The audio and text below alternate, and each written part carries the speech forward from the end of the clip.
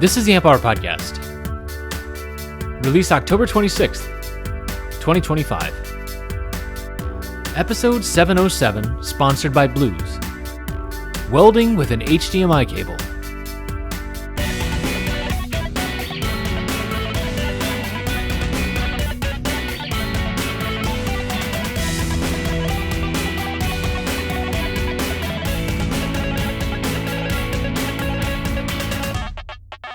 Welcome to the Amp Hour. I'm Dave Jones from the EEV blog. And I'm Chris Gamble of Contextual Electronics. Hey, nerd. Hey, nerd. You're a muso. Are you still into music? I am surrounded by instruments. I'm not sure I'm into music. I think, Right. many of my cycles are consumed, but I hope to be back into music someday. So I'd love to hear about it. What's up with music? Oh, excellent. But I just released a video about, are you familiar with electrolytic capacitors going pop? And not in the magic smoke terms. Pop, like coupling a DC or like a fast transient signal into like an audio chain or something like that? Not quite, no. Okay. All right. Then I guess not. No. Yeah. Tell me about it. Oh, okay. Well, yes. The issue with electrolytic capacitors is you can get dielectric breakdown with voltage, right? Normally not a problem. This is why you have like self-healing capacitors, for example, right? You can get, this can happen in polyester capacitors as well, right? Which is why for mains rated ones, mains rated X and Y class caps, you get self-healing, right? They must be self-healing.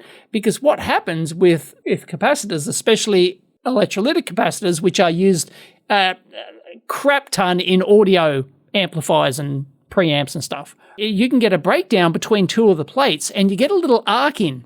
And if you get a little microscopic voltage breakdown at one point on the plates inside the capacitor, there's a little arc and there's a little pulse of current inside the capacitor due to that arc. And then if that happens to be in a signal chain somewhere, then you hear that as a pop in your audio. It might have another term in the muso industry, I think. That comes to mind, but I don't actually know what it is. But anyway, you can get these popping. So I just repaired a studio monitor speaker here that had this popping, and it was an intermittent pop. You would just hear this pop. My monitor does that too, so maybe I should be opening this. Oh, really? It's like a jalopy, kind of like a really quiet jalopy car. Kind of right, yes, like it's actually backfiring or something. Yeah. They're not high quality, I should just say. These are like, $99 speakers from one. Okay.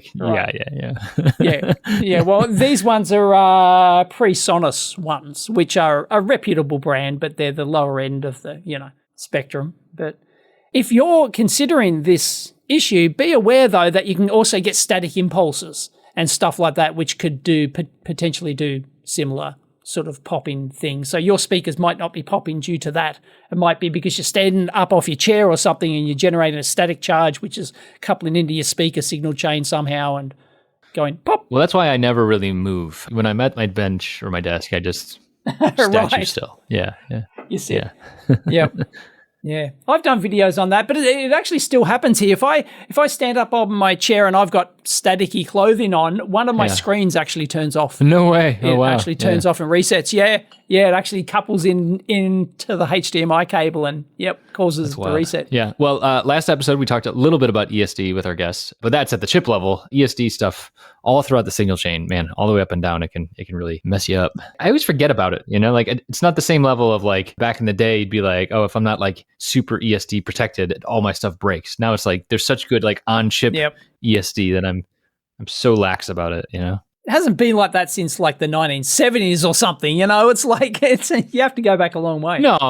I think it's like as CMOS kept getting smaller and smaller, it just became a bigger deal. So there's more and more focus on it, and just the size of the industry growing. I think basically the entirety of this show being 2010 onward. Yeah, like in my career, I've never really had to deal with it in any like appreciable manner. No, you just take the requisite precautions, and I've killed a few things with static over the years, but yeah, it's fairly rare, especially once you've got things in circuit. Right, once you've got those suckers in circuit, they're pretty right. You have to be doing something really serious to kill it. Unless you're working on audio circuits like using JFETs or something like that, and then they're still pretty delicate. Last time I did some audio stuff, I was really dealing with ground loops. Oh, right, yeah. Yeah, like really, really bad. Like I had my keyboard and I was like, oh, I'll just like plug this into my computer across the across the lab, and it was just like, just Yeah. like 60 hertz, like so loud. Somebody posted this video of a HDMI cable, and they were touching the ground of the HDMI cable to this PC case, and sparks were flying off like they were welding with it. It's Wow. like, what the hell? Wow. Yeah. And that was just from ground differences? Yeah, it was some sort of grounding issue or something like that. But oh my Maybe God. it was an AI generated video. Do you think that, Dave? I Maybe? know. Apparently, the person who posted it, I think, said it was real or something. Real but enough, yeah, real like enough, yeah. it almost looked like it could have been. Yeah, I know, right? That's wild. So, my daughter's not super old yet, but like very regularly, I'll show her like a video of something online. Like we were watching some like cartoon, and I was like, "Oh, check this out! Like, there's like Jetman. Did you ever see the Jetman thing? Like, he was like flying around Dubai." As in a man physically flying around with a jetpack. Yeah, he had like a carbon fiber wing that was full of fuel, and he actually did like he would like fly around. It was like super cool. It was like 10 years ago. And she always asked me things like, "Is that real?" Increasingly, I just have to be like, I don't know. Like these days, it's just hard to tell. That question is going to be more and more relevant to her generation. I feel like Oh, it's like, totally. Did it really happen? Yeah, they're growing up in a different age where like literally everything can be faked. When I was a boy, if it was on video, that was it. You couldn't possibly fake that, Except the moon landing. Right. That's the one thing they really worked hard at. Stanley Kubrick in the soundstage in Colorado. Oh boy. We can't fake current flow, Dave. I don't know. You can't stop the signal, Mal. You can't stop the signal. Can you fake? I don't know. You can have imaginary current flow. The way that most of that stuff flows is in one of my ears and then out the other ear. Oh, dude, I can tie this all together. Capacitors and does current flow through a capacitor? Just say yes. Yes, damn it. Yes, it does. I'm going to say yes. I'm going with yes as well. Yes. I don't care about charge build up and rubbish like that. Damn it. If I put a current meter in series with a capacitor, the needle, old school analog meter, the needle flicks. So, god damn it, there's current flowing in the circuit. Why does the needle flick? Is it because there's like a rectifier in the circuit, in the measurement circuit? No, it's because the capacitor's charging up. The capacitor's dead, and if you put it on a power supply in series with your current meter's going to go whoop, full scale, and then decay back down because the capacitor's charging up. It's a short circuit when you first apply the voltage. No, I was thinking going AC going through the circuit. Oh, right. Oh, right. I had none of that AC rubbish. Got it. Okay. We can always go back to the fight between Mehdi and Walter Lewin about the inductor. What was it? Oh, I can't remember. It was the inductor, he demonstrated this inductor circuit to demonstrate that Kirchhoff's law doesn't apply. And Mehdi did this video trying to prove that Kirchhoff's current law is for the birds. When you're down at the basic physics level, Kirchhoff's current law doesn't apply. And he had this practical demonstration that left a lot to be desired. Let's just put it that way. I'm on the side of no, that demo was shit. Yeah. He's right. I'm not going to argue fundamental physics with Lewin. I don't know who that is. Sorry, yeah. Oh, sorry. He's a fundamental physicist teaching physics at MIT, I think. Okay. Walter Lewin. Okay. Yes. Walter Lewin. Okay. Walter Lewin. You don't remember any of this? No, man. I got a terrible memory. Oh, man. This was all the rage. We talked about it. I'm sure it's been on the show too. Yeah. Walter Lewin. Yeah. Right, yeah. We've had it on the show several times. Anyway, he tried to prove that Kirchhoff's, and he does. And at the fundamental physics level, Kirchhoff's current law doesn't apply in changing magnetic fields, blah, blah, blah, blah, blah. Right? And he came up with this practical bench demonstration that he shows all his physics students, and I think it's fundamentally flawed. It doesn't show what he thinks it shows. Not that he's wrong, it's just that his demo sucks. I'm going to cop a lot of hate because there's like a 1,000-page thread on the EV blog forum about this. All the nerds just arguing, oh no, he's right and Mehdi's wrong and blah, blah, blah. And it's like, I'm going, well, why not both? Why can't they both be right, So, anyway. Does current flow inside a conductor, or does it flow in the electric field outside the conductor? Yeah, that's another one. Yeah, I don't know. Come on. Surely you remember that one. I remember that one. Yes, I do remember that one. Yeah, okay, right. No, I'm an inside the conductor man, and I'm current flows through a capacitor, and Kirchhoff's current laws hold. Damn it. Yep. In all instances. So anyway, I will die on this hill. Just like my father's father's father believed. Right. We're publishing 2 weeks after this, but Arduino got bought, so that's kind of yes, the Arduino. That was a big thing. Yeah, that made all the social media buzz. I know that you're not on social media. I'm not. But I saw it still. I watched the event on YouTube and stuff like that. There was an event? There was a launch event, yeah. Oh, I didn't care about that. Yeah, they did an announcement, and they introduced that new board they released, and had a bunch of influencers on the stream. Like James Bruton did a robot as part of the launch and stuff like that. Yeah, I saw that. Well, I haven't watched it, but I saw that he released a paid video, sponsored video. He built a robot like he does, and then he used one of the on-device models for tracking faces, and then he used that to steer the little go-kart thingy. So that was pretty fun. Arduino has been bought out, lock, stock, and barrel. It's Gonski, I guess. It's just been sucked into the monolith. Well, they claim they're going to run it as an independent company, right?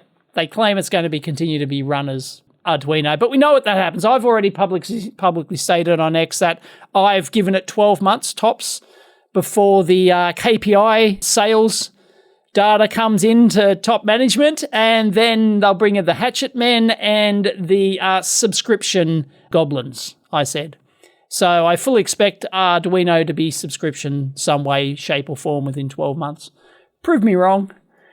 Yeah, I mean, they already have Arduino Cloud, so that's sort of subscription already. But I looked into this a bit, and there was $50 million venture capital that went into Arduino, right? That means they're not going to sell out for anything under 200 mil, right?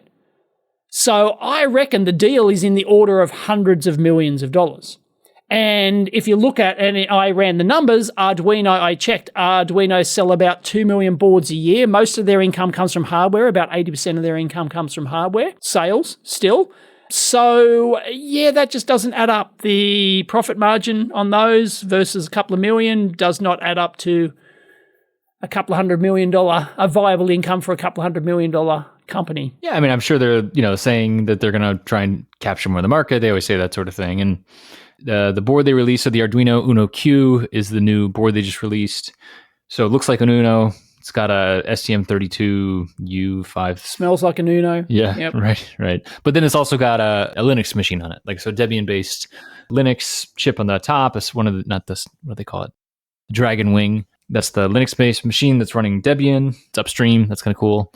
Upstream meaning the board is supported. So if you went and downloaded Debian right now, you would be able to build for that board without any additional libraries needed. Right. Oh, okay. It'd be already built in. Yeah. So that's the idea. So the same kind of thing happens in Zephyr, right? So if I go build a board, right? So Chris, the schlub, right? I can do it where I have a separate repository, all of the support for that board is in that repository, but then you, Dave, you can't just go and say, build for Chris's board, right? You have to go and I have to pull that in manually, right? Well, not manually, but using the package system in Zephyr that's called West and stuff like that. But yeah, you have to have some kind of downstream out of tree way of getting that data in there versus just saying build for ABC123 board or whatever. So as it so happens, the contextual electronics ABC board, the advanced Blee cell, is upstream in Zephyr for some reason. Excellent. Yeah. So you could build for it if anyone could buy it, which you cannot. So I heard that Zephyr was involved in this somehow. Yeah, so it's interesting. It's so Arduino had announced I think 18 months ago that they were switching to Zephyr. Right. Okay. I'm not that up on it. Yeah. Well, so think about Arduino. So you've used Arduino. I've used Arduino, right? Yeah, Arduino is a compatibility layer and really a software interface for a lot of people. That's how most people think about it. They think about the Arduino IDE, and then a lot of vendors create kind of shims to their own hardware, right? So you say digital pin output high, right? And that sort of thing. And I can't think of the actual syntax, whatever, it doesn't matter. But that has to then get translated differently for an STM32 versus an ATmega versus some huge ass part that's out there, right? They're all, and that's really the work that the community does, and sometimes vendors do, and that's worked well enough for a lot of things. But one of the pieces that was always missing for that was when it came to like IoT and networking type stuff. And so for a long time, Arduino really leaned on Mbed OS, which is now defunct. So basically, when they had like the BLE stacks and Wi-Fi stacks, how do you mean defunct? It's gone. It dead. It dead, man. Yeah, but was it open source or was it? It was open source. It was run by ARM, and they just said we're not doing it anymore. Oh, right, and so nobody else took the mantle and ran with it. That's right. Exactly. Right. Okay. Yeah. So like, if you look at Mbed OS, like it really was an ARM project, and ARM's been through so many changes in the past 5-10 years, and they got completely out of that business. But if you look at like the rise and fall of different ecosystems, really, because Mbed there is an OS there, but that's really the ecosystem was the important thing, and ARM was like paying they were paying their own engineers to do vendor support. Some vendors did still do it, but ARM was the one that was driving all of that stuff, where they would pay their engineers to do a compatibility for an NRF52 versus a STM32 versus all the different things out. I have the vendors wrong, so don't quote me on that stuff. But they really made it all go. And so when that funding dried up for that, right, then basically the ecosystem just languished. And then it went end of life. And if you look at like when that was announced, you see this kind of like, oh, look at that. Zephyr is really starting to tick up quite a bit as well. A lot of that stuff did migrate in that direction. I'm not saying that was the only cause, but that was the shutdown of one and the kind of the rise of the other were somewhat interconnected. This all to say, Arduino, and I'm speaking off the cuff here too. Like I don't have all the numbers and dates in front of me.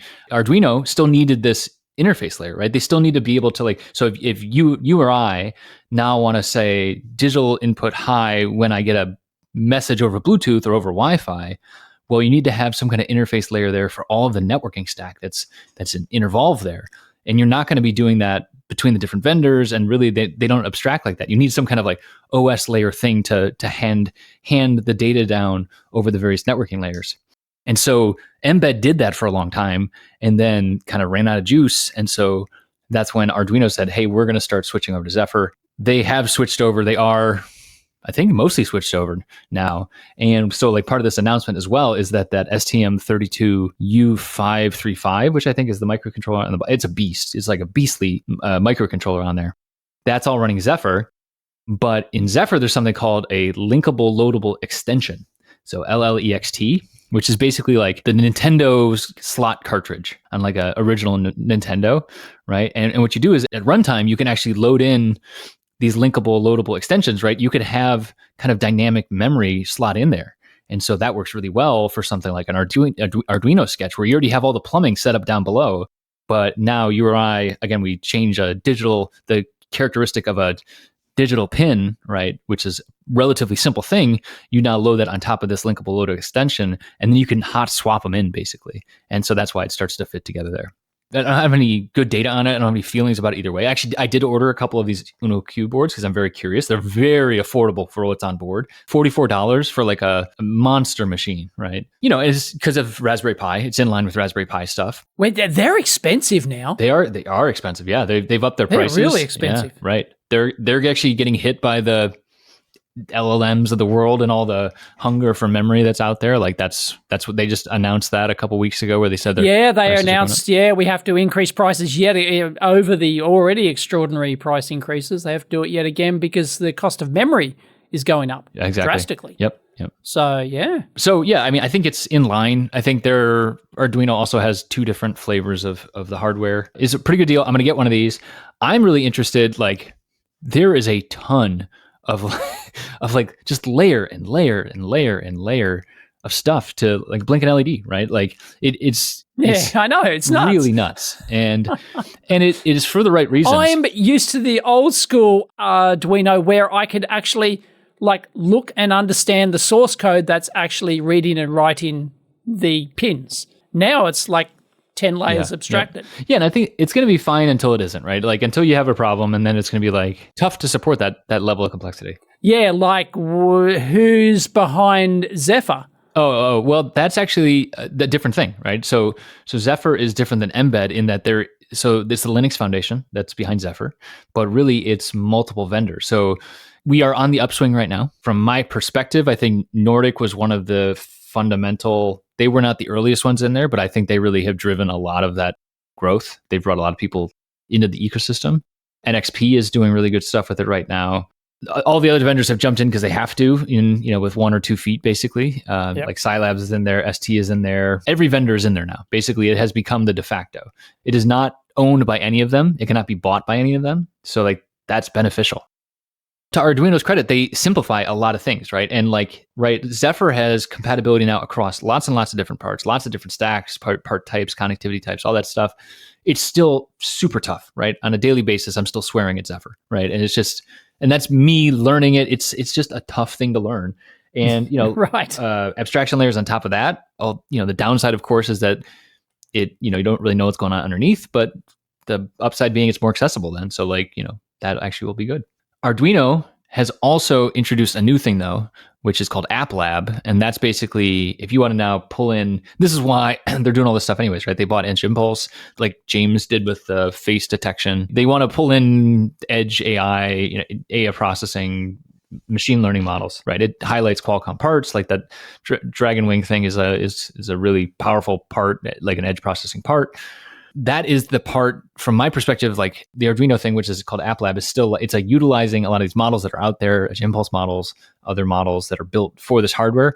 That is their ecosystem, right? That is kind of a walled garden, despite Arduino, it is being Arduino. So like, it's still going to be probably more open than other ones might be, but that would be the one that where I'm like, I don't know.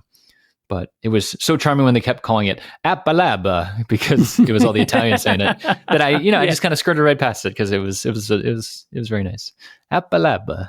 I love those Italians. Anyway, they got their payday, so yeah, exactly. Yeah, good for them. I mean, they worked hard. They've been working hard for a long time. They brought a lot of people in the fold, and there will be an Arduino Uno header on that probably lands on Mars someday. Not because it wants to, but just because it has become the de facto. It's just on everything, and we're just stuck with 0.1 inch headers forever. Yeah. There you go. Yeah. Speaking of Mars, you've been following the SpaceX Starship flights at all? I saw you were doing some streams with it. Yeah. I'm always streaming it. Didn't one blow up? Yeah, one blew up. Yes, but the last one went 100%. It was actually boring because it went so well. Nothing went wrong at all. Yeah, it's great. So, yeah. How close are they to putting humans on top of one of those big metal phallic objects? They won't be because Starship is not human rated and will not be human rated. Oh, so it'll always be like a Dragon type thing, and then it'll always be cargo type thing, except for if it happens, there'll be a Starship variant called the HLS, which is the Human Landing System, which has been contracted to land on the moon. But they won't launch from here. They will send them up on a regular, like a Starliner capsule, to the space station in lunar rectilinear orbit around the moon, and then the humans hop in Starship HLS variant to land on the moon. That's the plan. So yes, but they won't ever take off or land on Earth in a Starship. That is not. Got it. That is not the plan at all. You excited about space still? I don't know. Space is cool. Oh yeah. No, space is cool. I went to the International Astronautical Congress. Oh yeah, that's right. We talked about that last time. Here's what you should do, Dave.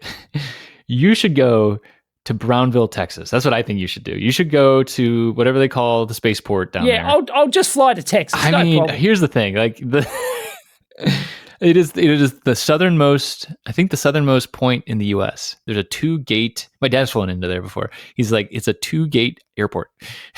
That's all it is. It's like, wow, okay, all right. Obviously, I think the infrastructure must be bigger now. It's near South Padre Island, which I've been to, which is very nice. And then you can go watch. You can go watch a launch. Oh yeah, that is on my bucket list because I've never seen a rocket launch. Yeah, same. I was supposed to, but then I went spent that time. It was right when I was supposed to, propose to my wife, and so well I chose the latter. Yeah. I made the right choice. There's a new hardware meetup-y thing here in Australia, Sydney. Whoa, really? And it's been going for a while. They're up to their 7th one, but I only just found out about it. It's called the ACES conference, ACES. I'm going to give a talk there on the 28th of October. That's great. What are you going to talk about? The theme of this one is war stories. So I'll be telling when I was a boy in World War II, we were, yeah. So I'll be giving some industry, like they're only short talks. Every war story should start with on the production line. I feel like that is a target rich environment, you know? My talk will be a failure on the production. Talk about high pressure, you know, like obviously like this call back to space, right? But like space obviously has higher stakes, but man, production line stuff. I don't miss that. No, I don't miss it either. Somebody's got to make it, you know? Right. But now we get to yell at those people. That's what I guess it is. It comes down to, you know. Gotcha. Pay enough money, you get to yell at the people making the stuff, and then they have war stories about us. Right. Here we go. I'm going to send you the linkity-dink to this conference. It's there's another meetup website called Luma. That's what I use now too. Yeah. Oh, okay. Yeah. Right. Yeah. Is it free? Yeah. Meetup sucks ass. I know. I canceled my Meetup subscription. They got bought by WeWork. Oh God! The kiss of death. Yeah. Well, and then WeWork didn't screw it up too bad. They were not great. Well, you know. And then they spun it back out, and then it got bought by private equity. And private equity is like, we are going to make our money back. A lot of YouTube channels now being bought by private equity. Really, man. Yeah, there's a good chance your favorite science YouTube channel is owned by private equity. Oh, interesting. Derek from Veritasium, for example. Veritasium's now owned by private equity. Really? Yes. Yeah, I guess, I bet they get to go on vacation now, though. Yeah, he's like handing off. You can see it in the videos where he's just in his home in Sydney here, and he's just like talking from his, lounge chair or whatever. Derek lives in Sydney? I didn't know that. I thought he was based in San Diego. Yeah, he actually moved back. He actually moved back to Sydney, with his wife. Oh, cool for him. Yeah. Well, see, get him to go to this meetup. They should kick you off the roster. Get him instead. Right. Yeah, they should get Derek. He'll be a slightly bigger draw than right, me, exactly. But you can see that they're bringing on new hosts now, and they host like 2/3 of it, and he just comes in, and you can see he's exiting stage left. Yeah, good for him. He's worked hard too, Yeah. Oh yeah, totally. It's fine. I just feel like Chris 20 years ago been like, rah. I can't believe he would sell out, blah, blah, And now I'm like, no, man, take it easy. Like, yeah, you get your payday and relax. Yeah, take it easy. Oh, well, if any private equity firm wants to buy the EEV blog, Just the nicest bunch of cantankerous test equipment enthusiasts you could find. Exactly. Yeah. And now, a word from this week's sponsor. Building connected products shouldn't mean fighting with carriers, contracts, or SIM cards. With Blues, you skip all that. The Blues Note Card includes 500 megabytes of prepaid global cellular data with no monthly fees, roaming headaches, or carrier certifications. Just power it up and start sending your data to the cloud. When coverage gets spotty, Blues Star Node can take over, switching to satellite so your device stays connected. If cellular or satellite aren't a fit, you can switch to a pin-compatible LoRa or Wi-Fi module, all using the same radio-agnostic APIs. Integrate any Note card with your product using Blues Note Carrier, or add an M.2 Edge connector to your own board. To top it off, Note Hub, the Blues cloud service, securely routes data from the field to your cloud. No brokers, VPNs, or custom infrastructure required. Plus, it supports full device management and OTA firmware updates for STM32, ESP32, and NRF52 hosts. From prototype to production, Blues makes wireless connectivity simple, scalable, and resilient. Learn more at blues.com or take 10% off your first cellular, satellite, or LoRaWAN starter kit with the code AMPHOUR at shop.blues.com. And now, back to the show.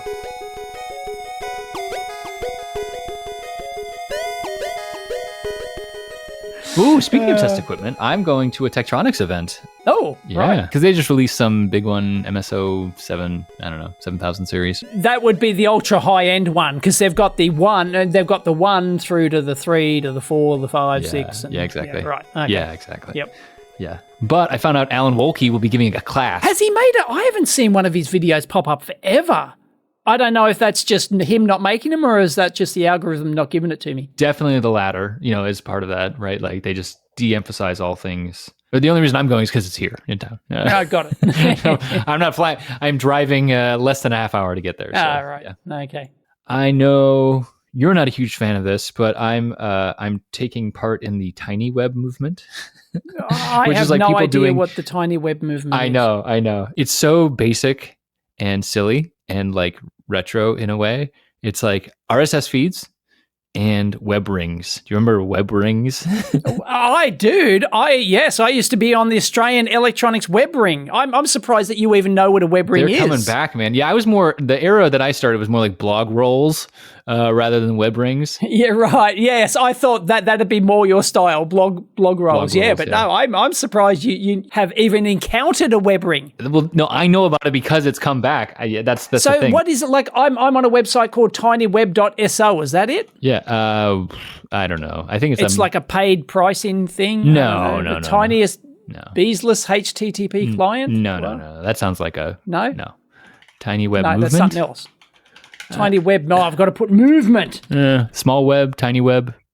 I don't know. It's basically just like simple. It reminds me of the scene from Under Siege. You've seen Under Siege with Steven Seagal? Oh, not for a long time, yeah. On the battleship. But it reminds me of the scene where he's saying it's not a movement because a movement moves a certain distance and then it stops. What we need is a revolution because it keeps coming around in your face, so you need a revolution, not a movement. Steven Seagal is like its own punchline these days, like. No, Steven Seagal didn't say that. This was Tommy Lee Jones, so it's legit. Either way, even though he's just there, Right. Yeah. And the small web will be the new wave of internet. Yeah, the small web is beautiful. The Ben Hoyt article, the small web is beautiful. Oh God, I'm on Reddit. My skin just crawled. Yeah, that'll do it.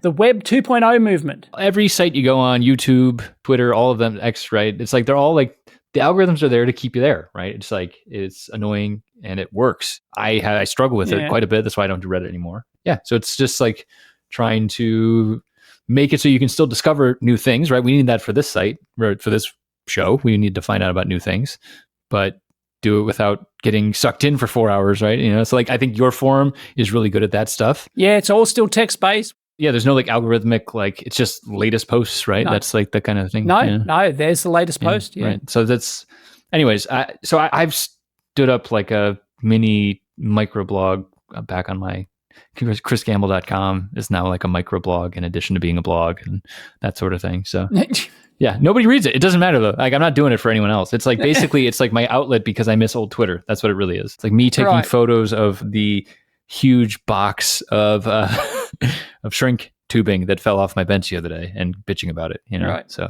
dude, you do realize that new Twitter is the same as old Twitter? It's a skill issue of how you use it. Well, I'm not going back, but I don't doubt you being right. So fine. I'm going to opt out of that conversation because it's like, even if I agreed with the other stuff, I get so addicted to it, So what do I have to do to be part of this tiny web movement? There are some like web rings that are out there. You could start your own web ring, yeah, but how does it physically work? How does it physically manifest itself? Like there's GitHub repositories that list a variety of different web rings, things like that. Okay, but I just put some HTML code on my website, do I? And it works like the old school web ring? Yeah, exactly. Yeah. Right. It's like so dumb and simple, right? Right. So yeah, it's not an either or, right? Like you could still go and post it onto X and be fine with it. But it's like, how do people that aren't on these sites, like people like me, how do I find out about new things? Like I know to go check your YouTube channel or, I have an RSS reader, stuff like that. But if I'm say only in an RSS reader, there's certain things I'm going to see that people only following the algorithms are going to not see probably. And there's certain things that I'm going to miss, so. A few of us electronics YouTubers, we actually started a hashtag thing. If you go hashtag, because we all decided, a few of us decided that we'd put a hashtag inside each of our videos so that if you search the hashtag electronic creators, you will find all of because technically YouTube does support these hashtags. So you can actually click on the hashtag and get through to the videos. So you can actually find them that way. So you find all the ones that are linked with that hashtag, and YouTube never really did anything with it, but technically it's there. Yeah, it's like a sort mechanism without having a result. Yeah. It's like a playlist thing without doing a playlist kind of thing. Right, it's just, right. Yep. And that's one word, electronic creators? Electronics with an S, actually. Ah, with an S. So you can put in youtube.com/hashtag. I'll send you the direct link now. And you'll find, there you go. And if you open that up, you'll find that a whole bunch of videos should actually pop up. I'm second with the 3-year-old video. It used to pop up with them in the latest ones first, but it doesn't do that anymore. Damn, I haven't looked at it in a while. Anyway, there's 6,000 videos and 316 channels that are using that hashtag. Nice. But yeah, YouTube don't actually promote it. There's no way to find out that it's there. You just have to know, kind of thing, you know? Yeah, totally. It's just dumb. Totally. So. Yep. Speaking of hashtags and discoverability, did you end up following through on what's it called, Gridfinity from the last show? Yeah, the Gridfinity. I have printed the mesh base and one big tool holder thing, but that's all I've done so far. Yes. Got it, yeah. Yep.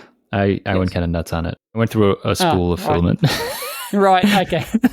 Anyway, yeah, so I've got this like 8x8 grid or something, or 12x12 grid or something like that. Oh, wow, and, okay. So, I've got the largest one, and it just fitted on the bed of my large actual printer. Oh, nice. Okay, yeah.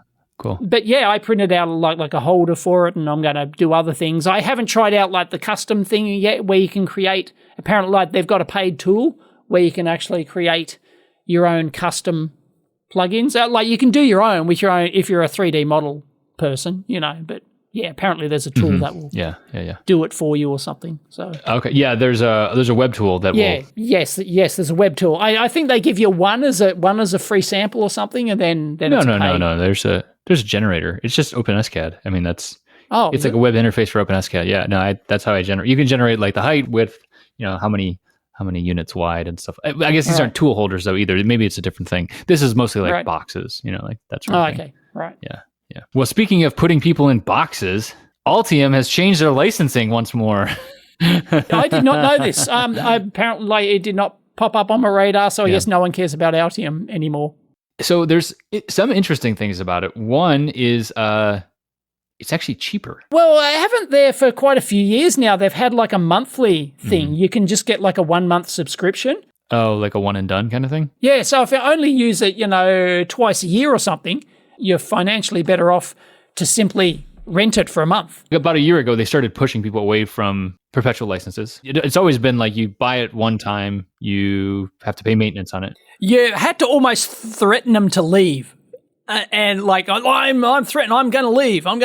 And unless you give me a perpetual license, and then they'll finally relent and give you one. But apparently now that's stopped completely, yeah? Yes, I don't think there actually are any choices at all. I don't think there's anything you can do. Except if you've got the old license, it'll continue to work, right? Yes, as long as there's no like network key.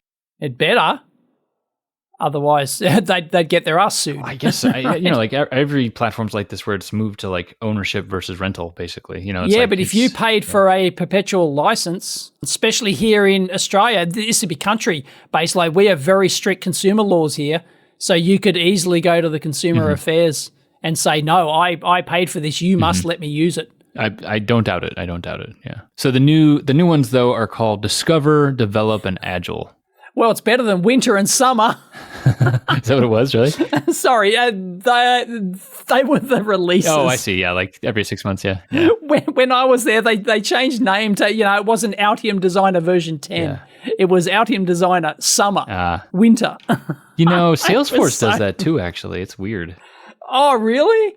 Oh, God. No, they do maybe quarterly. It was so bad. Yeah. They didn't even say summer, winter of the year that it was in. Like summer 2023. It was so bad because, like, contrary to popular belief, the Earth is actually round, I think. And there are different seasons in different hemispheres. That is correct, and it kind of confuses things.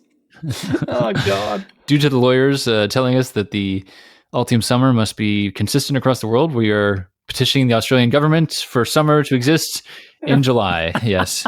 Despite it being the depth of winter, summer will occur in July in Australia. Yep. And we are being told we are not big enough to control the Australian government. So bad. I've got it. I'm on the pricing page now. Yeah, there's Workspace, Altium Designer, Authors, $1,300 a year. Annual subscription activates a shared Altium desktop environment and enables authors and collaborators required to get started. What? Right, exactly. That's what I'm saying. It is cheaper, but I think what it is like they're trying to pull in more. I remember reading something about it, but it was basically like they're trying to make it so that so you as the designer, you don't have to pay that much, kind of like an easy way to get in the door. But then like every single person who's going to touch the product, don't take this as gospel or anything like that, but it was going to be like more people in the total value chain, right? Like all the way through manufacturing are potential like license holders, Right. which is, spread it around, that sort of thing. Yeah, well, okay. So they got this workspace. So you can create a workspace for 1,345 Aussie bucks. Oh, that's Aussie why. bucks. It was $9.95 on my site. I was wondering. Yeah. Right, yeah. And then you add author seats for 1,345 each. Yeah. Invite unlimited collaborators for free. So if you just want somebody to review the bomb, something like that, they can do that for free, which is okay, great. Up to 5 concurrent authors equals the number of paid seats. Each seat covers one author at a time, shared across a team. Oh, God. I've read it all, and I still don't quite understand it. Still don't get it? Yeah, right. Yeah, and I'm sure there's going to be like, add-ons for AI stuff and like, like all that kind of thing, it's going to. It doesn't have any of the add-on. It doesn't have any add-ons on the pricing page. It's just like, is this an all-you-can-eat? $13.45? Like, it just sounds too cheap. Sounds like they're going down to $1,000 a year. Yeah. 1,000 Yankee freedom bucks a year. An all of them are bargain. getting pushed down. So I think they're trying to capture more of the chain. For those who don't know, it was in the order of $10,000. $5 for the initial, but then you'd be paying $1,500, $2,000 for like the maintenance license on that sort of thing too. So yeah. Yes, yeah. You had to pay the yearly maintenance. And, there's a little calculator at the bottom too. A workspace with 5 authors and unlimited collaborators would cost $59.70 per year. But if you're a one-man band... Right. I do think consultants actually will be paying less. I do think that's correct. Yeah. Oh, yes, because they only need the one seat. Yeah, they only... But what happens if you're a design firm and you've got 20 designers? Is it now $20,000? Because you've got to pay $1,000 per author? I think so, yeah. Or maybe the author is like, maybe that floats and you can have five concurrent authors or something like that sort of thing. Yeah, I don't know. Right.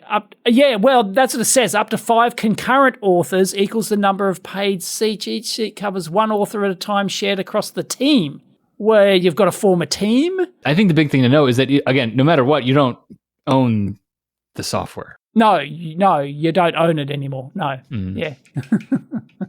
Right. Yep. So if you want to try and like snapshot your development tools because in 10 years' time you want to restart it up again and you want to get it going, you can't really do that. I can't see how you can snapshot a web environment. Well, it still runs locally, right? I think it still runs locally, yep. Right, and it's just using the license server as it always has, I guess. I don't know. I haven't fired mine up in a while to see if it still works. Yeah, you should see if it works. I think I'm pretty close to expiring, actually. Yeah, I've got version... Is there expire?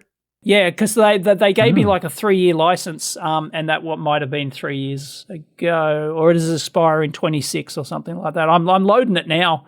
I'm loading version 22.7.0, copyright 2022. Oh yeah, you're getting there, man. Yeah, I haven't. I know. Yeah. I might have another version because you can install multiple versions of Altium Designer. There is a beta update to version 25. Oh, yeah, I am. Yeah, because I'm part of the beta program as well. No, valid. No, I've still got Altium Designer Professional. I'm not dead yet. 30th of June, 2026. 30th of June, 2026. There it expires. Is. All right, that's not bad. Yep.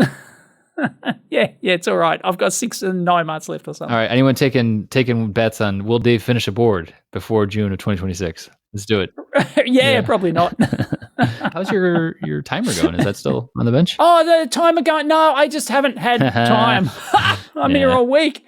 I've just, because I can't just do 10 minutes here, 10 minutes there. I need to like sit down all day and like work on it. I am contractually obligated to encourage people to buy a KiCad license. It's expensive, but it's worth it, and you get to hold on to the software. Why are you contractually obligated? I'm just saying because I like talking about KiCad. Right. It's a contract I hold with myself. Not secretly paid by. Yeah, secretly paid by the open source program. I've heard there's George Soros money going into KiCad. boy. He's trying to control the whole thing, Yeah, that's what it is. Yeah. That is your second conspiracy theory on the show today, Dave. Oh, is it? Oh, well. Yeah, the moon landing was the first one, if you don't I remember. knew it was coming from somewhere. Yeah. Anyways, I will link in the V10 previews. I'm excited about things, I told Dave this before the show started, but like things that exist in Altium already, but now exist in KiCad as well. Like blocks, like reusable blocks is going to be in KiCad. That's, I think, probably my favorite thing. Right. Yep. So I'm going to start making my own little library of things to reuse. So that'll be great. And dark mode. Oh, finally. dark mode. I do enjoy my dark mode. Late night board layout sessions. So I'm surprised that was not a thing. there is like theming. You can get like a theme that is dark, but it's not like dark mode, right? Okay, so it's not like right. all the menus. Right. And, it's not like kind of built right. It's in not like your kind of- preferred your preferred OS level thing. Well, I was going to do my new board in KiCad instead of Altium. So Oh, great. All right. Well, there you go. Yep. You could jump ahead and do, I think V10, they're targeting the beginning of the year. So, okay. we're closer to the end of the year than the beginning of the year. That's for sure. Oh yeah. It's Oh, great. yeah, my gosh. If you wanted to fast forward, you could just go to version 9.99 and that's the nightly. So just YOLO it, man. Just YOLO. YOLO? Yeah, you only live once, Oh, okay. Is that what Aren't the hip kids saying that these days? To take it back to the Arduino thing, so YOLO is like you only live once is like a thing that like people would shout when they go like canyon diving or whatever. There is a vision model. So say you have a camera on your product, the model that you use to like do machine vision on that camera is called YOLO. It's always like, Right. like kind of makes me blink and I'm like, what is going on right now? And it's because you only look once. That's what that YOLO is. So anytime you see like OpenMV cam or something like that, you'll see YOLO on it. So yeah, kids are all about tiny web and, Yeah, I was at the gym the other day and someone was talking about the 6-7 meme. And I go, what the hell 6-7. is that? Yeah, well, you're obviously not up on it. Please enlighten me, hip Dave. I totally know what the 6-7 meme is. It's from TikTok, Instagram, Oh. Reels. It comes from some drill rap thing. I don't know. It's 6-7. So it's if the numbers 6 and 7 show up somewhere, it's like I don't know. The kids think it's funny. Is it because of the classic joke of why is 6 afraid of 7? Is that what it is? Because that's where my mind went. I don't know that joke. Why is 6 afraid of 7? No. Because 7, 8, 9. Oh, because 7. Oh God, that. Oh, right. Yeah. Come on, man. Right. That is the only way okay. to properly Yep. respond to Okay. like hip kid thing is like to just go full dad joke mode. You Yeah. know? Everybody listening, they saw that coming. They knew what it was. Right. I'm sorry, but I'm not sorry. Anyway, the 6-7 thing apparently has a hand gesture thing with it, so I don't know. Oh, Like, okay. yeah. All right, cool. Yeah. Whatever. Gang signs. Yep. Yeah. I always love that it's like in the first scene of Iron Man where Robert Downey Jr. is like in the Humvee and like one of the kids, one of the soldiers is like just doing peace sign. And he's like, yeah, gang signs, throw them up, Oh, Robert Downey Jr., I saw him in Back to School. I was watching Back to School not that long ago.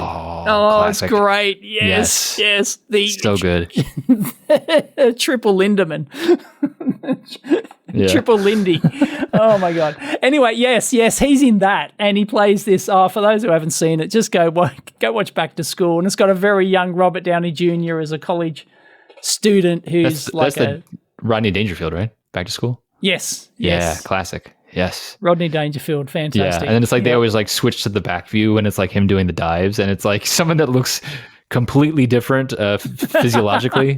It is still so much fun. Physiologically, yeah. Oh, it's great fun. Yeah, so much fun. Yeah. I rewatched Sneakers, which obviously we talked about on the show a bunch, but it was on. Oh, I yes. rewatched that Yeah. recently. We watched that a couple of weeks back. Yeah, Yep. so good. I forgot Ben Kingsley's in it. Oh, yeah, he's great. And we watched Hackers. So we've completed the Hacker trilogy classic. now. So we've watched War Games, Sneakers, and Hackers. What about Real Genius? So- You got to do that one too, yeah. We've seen it. The kids have. Oh, we might have watched it when they were really young. Oh, yeah, that's a good one. Yeah, no, they would totally forget it. Yeah. Yeah, that's a good Yep. one. What do they think of Hackers? I watch Hackers and I'm like, oh boy, guys, like the 90s, They thought it was great fun. I thought it was Yeah. huge. I mean, it is. Yeah. Is Real Genius, that's a bit non-kid friendly, isn't it? That is correct. Yeah. It's a little more rated R. Yeah, it's a bit, What about like Revenge of the Nerds? You watch them watch? You let them watch Revenge of the Nerds? Oh, yeah. You wouldn't watch Revenge of the Nerds Yeah, with the okay. kids. I That's see. kind Got of, it. Give it a couple more years. Yeah. Yep. All right. I think that's today's show. Done and dusted. I think so. Wait, did I have anything else on my list? I'd say follow me on social, but can you? You follow me on my website. No, you ChrisGamble.com. Chris Gamble's Analog Life, man. It's back. It's back in the mix. It's back on the tiny web. Yeah. It's back on the tiny web. Yes, the tiniest of webs.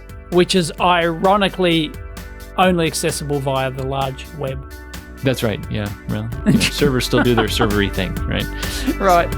All right. Yeah, Have a good week. catch you next time.